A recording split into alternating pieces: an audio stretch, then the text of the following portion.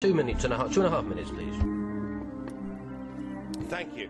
Well, Mr Barroso, I'm always prepared to accept I might be wrong, and I thought the democratic revolution against this Euro lunacy was confined to Northern Europe. But now we see that Slovakia have joined it, and I must say, what a wonderful result that was last night in Slovakia. I'm sure many of you here will agree.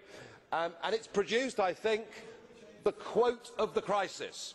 Richard Sulik, who led the rebels, said, "I'd rather be a pariah in Brussels than have to feel ashamed before my children who would be deeper in debt." Well, I know how he feels, because I've been somewhat of a pariah here, perhaps for the last 10 years. But he's got it right, because he summed up the detachment between Brussels and the real people of the European Union. And listening to this today, it's almost as if this debate's been going on inside a padded cell that is the European Parliament, as people compete for who can be the most stupid. Who can be the most stupid? Who can waste the maximum amount of taxpayers' money? I really do think, as a political class, you're all wrong.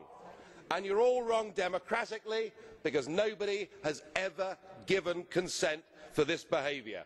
And when people do vote no, well, when the French vote no, you ignore them. When the Dutch vote no, you ignore them. When the Irish vote no, you say vote again and get it right. And when Slovakia vote no, well, we're told today it'll all be okay, because they can vote again this week until they get the right answer. We've got 17 countries trapped inside this economic prison of the Eurozone, and all you can do, Mr Barroso, is stand up and say we need more power. People like you, who've been the architect of this failure, the architect of the misery that is being inflicted upon millions, want more power. It's like Barroso in the bunker, unaware of what is happening in the outside world, but planning world domination. And in economic terms, it's getting madder and madder. I hear the new idea is that the bailout fund will be multiplied, geared up ×5 by the European Central Bank, so that you've got your 2 trillion, Mr Verhofstadt. 2 trillion.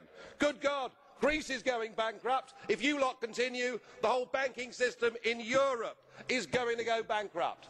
The former British Chancellor of the Exchequer, Norman Lamont, this morning described the attempts to save the euro as the most gigantic Ponzi scheme. I'm tempted to think he's right. Thank you.